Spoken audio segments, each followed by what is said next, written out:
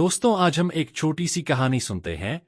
अगर आप हमारे चैनल पर पहली बार आए हैं तो इसे सब्सक्राइब जरूर करें और वीडियो को पूरा वॉच करें। एक समय की बात है, एक छोटे से गांव में राम और सीता अपने परिवार के साथ रहते थे। उनका एक अर्जुन नाम का बेटा था, जिसकी शादी रिया नाम की लड़की से हुई थी। राम और सीता कड़ी मेहनत करते थे और अपने बुढ़ापे के लिए पैसे बचाकर रखते थे।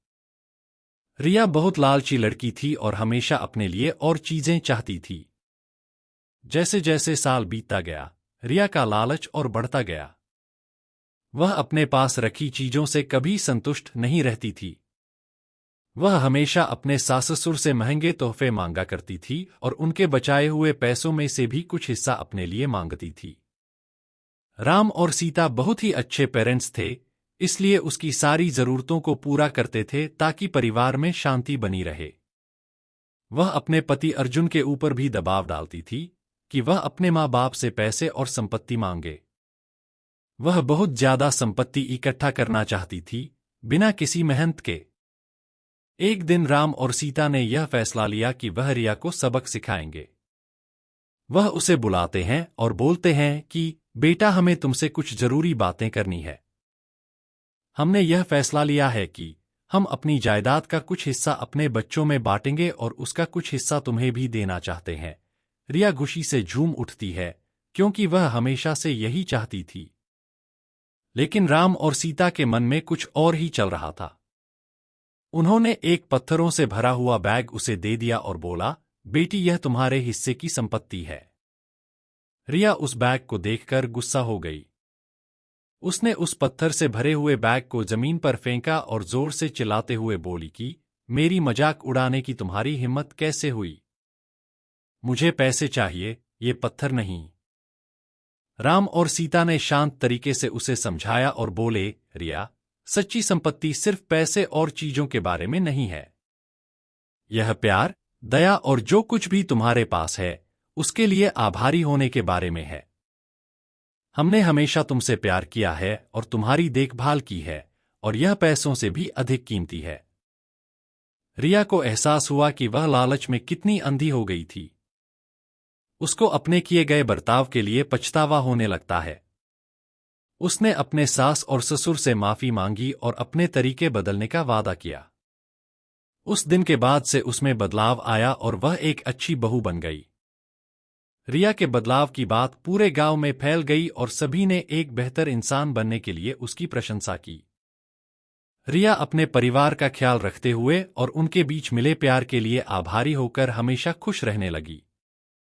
भगवान बुद्ध कहते हैं कि जीवन में सच्चा धन, प्यार, दया और जो हमारे पास है उसके लिए आभारी होने से आता है, न कि हमेशा और अधिक चीजों की चाह रखने से।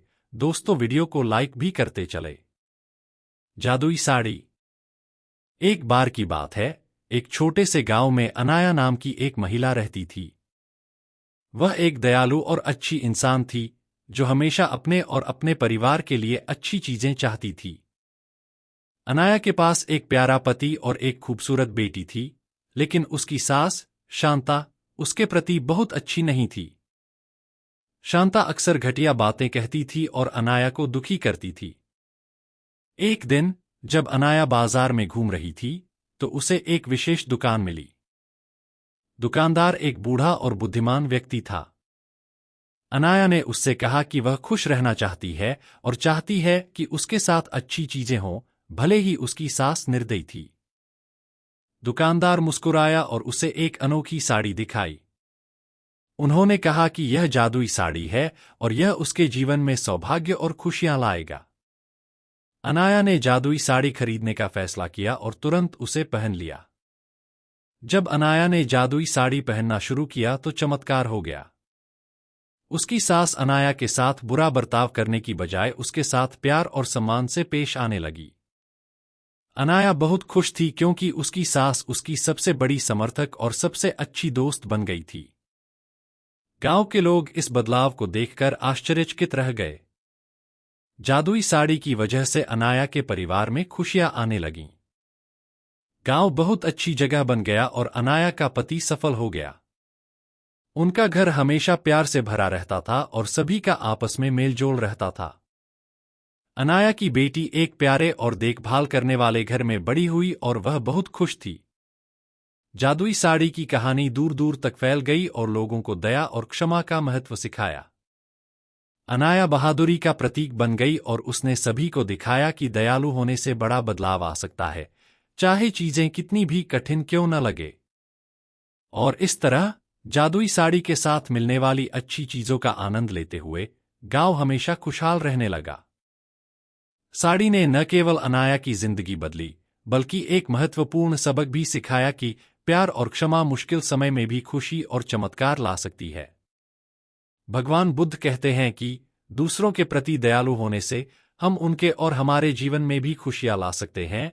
तो दोस्तों, आपको हमारी यह वीडियो कैसी लगी इसे लाइक करें और कमेंट में जरूर बताएं।